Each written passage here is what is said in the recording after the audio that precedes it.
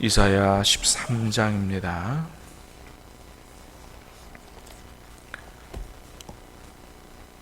1절로 마지막 절까지 말씀을 받겠습니다. 이사야 13장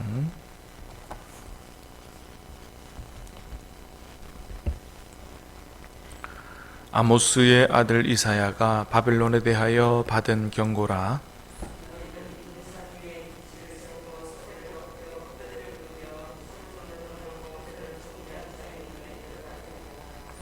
내가 거룩하게 구별한 자들에게 명령하고 나의 위엄을 기뻐하는 용사들을 불러 나의 노여움을 전하게 하였느니라.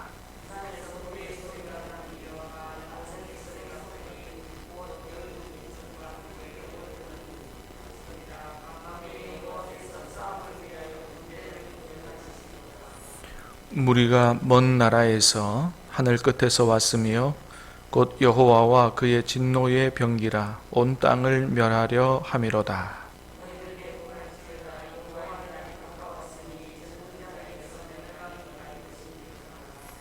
그러므로 모든 손에 힘이 풀리고 각 사람의 마음이 녹을 것이라.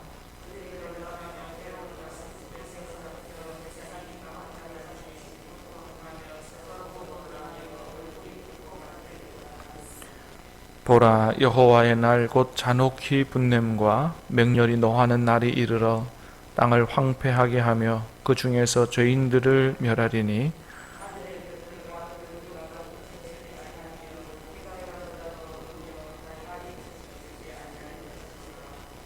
내가 세상의 악과 악인의 죄를 벌하며 교만한 자의 오만을 끊으며 강포한 자의 거만을 낮출 것이며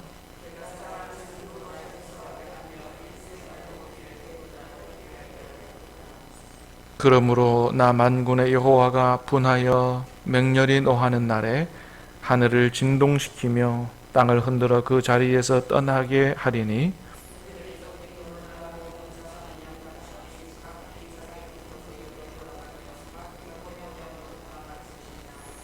만나는 자마다 창에 찔리겠고 잡히는 자마다 칼에 엎드러지겠고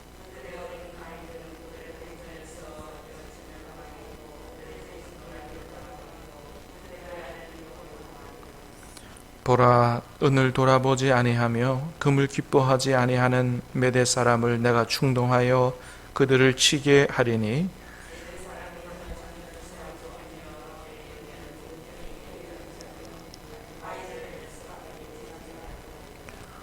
열국의 영광이요 갈대아 사람의 자랑하는 놀이개가 된 바벨론이 하나님께 멸망당한 소돔과 고모라 같이 되리니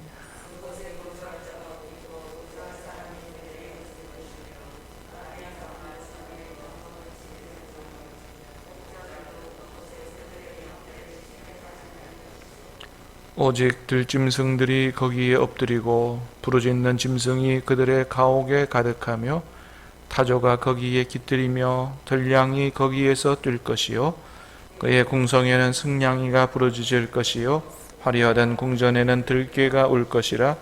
그의 때가 가까우며 그의 날이 오래지 아니하리라. 아멘. 자, 오늘 본문 13장부터 23장까지는 열방을 향한 심판에 대한 이야기가 기록이 되어 있습니다. 자, 지금 우리가 12장까지 말씀을 봤는데 1장부터 12장까지는 남유다에 대한 심판과 그러니까 죄의 경고, 심판과 회복의 메시지가 있고 남유다를 향한 말씀이고 13장부터 23장까지는 남유다 이스라엘 백성을 제외한 다른 열방 나라에 대한 심판을 말씀하고 있습니다. 자, 그 중에서 오늘 본문은 바벨론을 향한 심판의 말씀이죠. 자, 1절을 봅니다. 시작. 아모스의 아들 이사야가 바벨론에 대하여 받은 경고라. 예, 바벨론에 대한 말씀인 것을 알 수 있죠. 자, 6절을 봅니다. 시작. 너희는 애곡할지어다 여호와의 날이 가까이 왔으니 전능자에게서 멸망이 임할 것이미로다. 아멘. 자, 너희는 애곡할지어다. 여호와의 날이 가까이 왔으니 전능자에게서 멸망이 임할 것이미로다. 그러니까 바벨론이 멸망하게 되는 것에 대한 예언이죠. 여호와의 날이 가까이 왔으니, 여호와의 날은 하나님께서 이 땅을 방문하셔서 악인을 심판하시고 의인을 구원하시는 이런 날이 바로 여호와의 날인데, 그런데 여러분 참으로 놀라운 건 뭐냐 하면 지금 바벨론의 멸망을 얘기하거든요. 근데 지금 이 이사야 시대는 바벨론이라고 하는 나라가 거대 제국이 돼서 이 남유다를 나중에 멸망시키잖아요. 근데 남유다를 짓밟고 멸망시킨 때가 아닙니다. 그러니까 나중에 바벨론이 이제 큰 제국이 돼서 힘이 세서 아수르를 무너뜨리고 그 다음에 이제 남유다를 이렇게 멸망시키는 이런 일은 앞으로도 굉장히 오래 후에 이루어질 일입니다. 그 다음에 이 남유다 사람들이 바벨론의 포로로 잡혀가고 또 70년이 지나고 돌아오고 뭐 하는, 그래서 아직 이 바벨론이라고 하는 나라가 큰 나라로 성장하기도 전 지금 작은 나라로 있을 그런 지금 그러니까 어떻게 보면 막 큰 나라로 막 기지개를 펴려고 하는 이런 순간이거든요. 근데 그런 순간에 지금 멸망을 얘기한다는 거예요. 여러분, 우리는 여기서 뭘 보게 됩니까? 하나님은 역사의 주관자이심을 보게 되는 거죠. 그러니까 하나님이 아니고서는 이런 얘기를 할 수 있는 사람은 아무도 없는 거예요. 과연 누가 어떤 나라의 멸망에 대해서 예언을 하겠어요? 하나님 외에는 아무도 할 수 없는 것이죠. 그리고 그것이 또 역사적으로 그대로 이루어졌잖아요. 그래서 우리 하나님이야말로 뭐예요? 한 나라와 민족의 흥망성쇠를 좌우하시는 그런 하나님이시다. 우리나라의 앞날이 하나님의 손에 있는 줄로 믿습니다. 전 세계의 앞날이 하나님의 손에 있다는 거예요. 그래서 하나님께서는 앞으로 한 200년 후에 이루어질 이런 일들을 하나님께서 이사야를 통해서 지금 예언하고 계신다라고 하는 것이죠. 놀라운 일이죠. 자, 그러면 바벨론이 왜 멸망하게 됩니까? 그들의 죄가 뭡니까? 자, 11절을 봅니다. 11절 시작. 내가 세상의 악과 악인의 죄를 벌하며 교만한 자의 오만을 끊으며 강포한 자의 거만을 낮출 것이며. 자, 세상의 악과 악인의 죄를 벌하며. 자, 하나님은 거룩하신 하나님이니까 그렇게 하시죠. 자, 근데 조금 뒤에 보면 구체적으로 나오죠. 교만한 자의 오만을 끊으며 강포한 자의 거만을 낮출 것이며. 그러니까 이 바벨론의 멸망의 원인인 죄가 두 가지라고 할 수 있는데, 하나는 교만이죠. 또 하나는 강포한 것입니다. 이 바벨론이 이렇게 나중에 강대한 나라가 되고 세계 다른 나라를 지배하는 제국이 되는 이런 이 역사는 하나님께서 악한 나라들을 징벌하시기 위해서 하나님께서 선택하신 그런 몽둥이인데, 이 바벨론이 이 하나님의 섭리 가운데서 자신들이 강하게 됐다라고 하는 사실을 전혀 인지하지 못하고 자기가 잘나서 이렇게 강대국이 되고 세계를 지배하는 이렇게 된 것이라고 생각하면서 굉장히 교만했죠. 우리나라는 잘 되는 모든 일들이 다 하나님의 은혜인 줄 알아야 될 줄로 믿습니다. 그래서 하나님 앞에 감사해야 되죠. 자, 그런데 이거 자기 잘난 맛으로 그렇게 살고 있다, 바빌론이. 두 번째는 뭐냐 하면 강포한 나라다. 하나님의 징계의 몽둥이로 선택돼서 하나님 백성인 남유다 백성을 이제 징계하는 이런 일을 하는데, 그런데 이 바벨론이 필요 이상으로 아주 과도하게 잔인하게 사람들을 죽이는 이런 엄청난 죄를 저질렀다는 것입니다. 그러니까 자기들의 힘만 믿는 거예요. 자기들의 힘을 숭배하는 이런 나라였다. 필요 이상으로 잔인하게 남유다 하나님 백성들을 짓밟는 이런 죄를 범했다는 것입니다. 강포한 나라다. 교만한 나라, 강포한 나라. 이에 대해서 하나님이 심판하시겠다라고 하는 것이죠. 여러분, 그래서 우리나라가 힘만 믿고 뭐라 그럴까요? 아주 교만하게 그렇게 행하는 이런 그 강대국이 되기를 소망하기보다 모든 나라는 강대국이 되기를 소망하죠.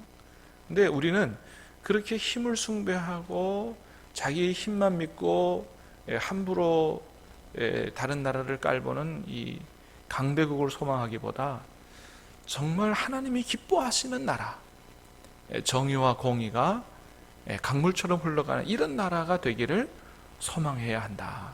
그것이 하나님 기뻐하시는 일이고 복을 받는 비결이다라고 하는 것이죠. 강대국이 되기를 소망하고 그것이 하나님의 은혜인 줄도 모르고 교만하게 행하는 나라는 나중에 어떻게 돼요? 결국은 하나님의 심판을 받아 망하게 되는 것을 보게 되는 거죠. 이번에 우리 문재인 정부가 출범하면서 아주 우리는 앞으로 이런 나라를 만들 것입니다라고 공약을 하고 약속을 했던 아주 좋은 그 선언문이 있어요. 그 선언문이 너무 좋아서 많은 사람에게 기대와 소망을 주는, 야, 정말로 우리나라는 이제 정말로 좋은 나라, 살기 좋은 나라 된다, 이렇게 생각한 게 뭐냐 하면, 기회는 공평하고 과정은 공정하며 결과는 정의로운 나라를 만들겠다, 그런 말이었습니다. 여러분 생각해 보세요. 기회는 공평하고 과정은 공정하며 결과가 정의로운 나라를 만들, 여러분 이게 얼마나 좋은 나라예요. 이 정말로 성경적인 이 어떻게 보면 가치가 있는 이런 하나님 정말 기뻐하시는 나라. 어느 누구든지 기회가 공평하게 주어지고 부정과 이런 불법이 없이 과정은 공정하고 결과가 정의로운, 하나님께서 원하시는 나라가 아니겠습니까? 근데 막상 이제 뚜껑을 열고 보니까 어때요? 문 대통령과 함께했던 측근 참모들조차도 부정행위를 저지르는 사람들이 많이 있었더라라고 하는 거예요. 자기 자녀를 출세시키기 위한 것이라면 자기가 할 수 있는 부정을 동원해서 그렇게 하는, 그 역시 사람이 다스리는 나라는 한계가 있다. 우리가 이상적인 나라를 꿈꿀 수는 있지만은 그 이상적인 나라, 정말로 하나님이 기뻐하시는 나라를 만들어내는 것은 한계가 있다. 그런 것을 생각하게 됩니다.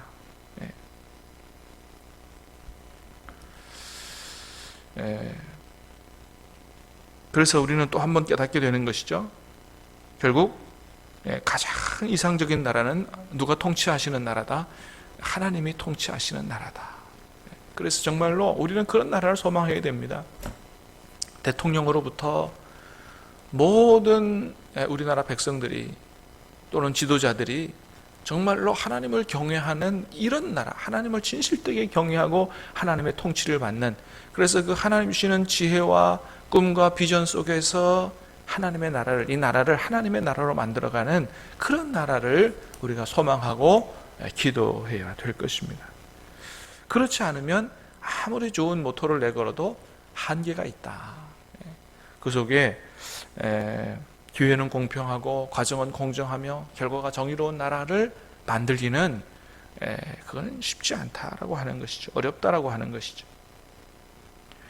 자, 그래서 하나님이 교만과 폭력으로 열방을 짓밟는 바벨론을 하나님이 심판하신다 하는데, 더 강한 나라를, 자기 힘만 믿고 떠드는 이런 바벨론을 더 강한 나라를 불러다가 심판하시는 걸 보게 되죠. 17절 시작. 보라, 은을 돌아보지 아니하며 금을 기뻐하지 아니하는 메대 사람을 내가 충동하여 그들을 치게 하리니. 메대 사람. 그래서 바벨론 제국 다음에 들어서는 제국이 바로 메대 바사 제국이라고, 페르시아 제국이죠. 이 두 나라가 연합해서 이제 바벨론을 무너뜨리죠. 자, 그 다음에 19절을 보겠습니다. 시작. 열국의 영광이여 갈대아 사람의 자랑하는 놀이개가 된 바벨론이 하나님께 멸망당한 소돔과 고모라 같이 된다. 자, 열국의 영광이었습니다. 갈대아 사람의 자랑하는 그런 나라가 바벨론이 됐었죠. 자랑스럽고 세상의 영광이고, 근데 결국은 어떻게 됐어요? 하나님께 멸망당한 소돔과 고모라 같이 되었다. 그렇습니다. 세상 영광은 하나님이 손대시면 하루아침에 무너지는 것입니다. 그래서 우리는 너무 이 세상 영광, 세상 자랑 이런 거 추구하기보다 언젠가는 다 그런 것들은 무너지게 된다라는 생각을 가지고 영원한 하나님의 나라, 그 나라를 소망하며 오늘도 그 나라를 추구하며 사는 그런 저와 여러분 될 수 있게 되기를 주님의 이름으로 축복합니다. 기도하겠습니다. 하나님 아버지 감사합니다. 오늘 이 아침도 우리에게 생명의 말씀을 주시고 참으로 세상 나라의 영광의 끝은 무엇인가, 영원한 하나님 나라를 소망하며 기도할 수 있도록 은혜를 주시오니 감사합니다. 아버지 하나님, 오늘 말씀을 가슴에 새기며 정말 우리나라가 이 세상 영광을 추구하고 자기 힘만 숭배하는 이런 세상 강대국을 소망하기보다 정말 하나님이 기뻐하시는 나라를 소망하며 아버지 그 나라를 이루기 위하여 기도하며 순종하는 그런 우리들이 될 수 있도록 복을 내려 주시옵기를 간절히 간구하고 원합니다. 주님, 오늘 이 아침에 드리는 기도 하나님께서 연락하여 주시고 응답하여 주실 줄로 믿습니다. 말씀에 근거하여 우리를 주님 앞에 바로 세워가는 우리들 다 될 수 있도록 도와주시옵소서. 예수님 이름으로 기도하옵나이다. 아멘.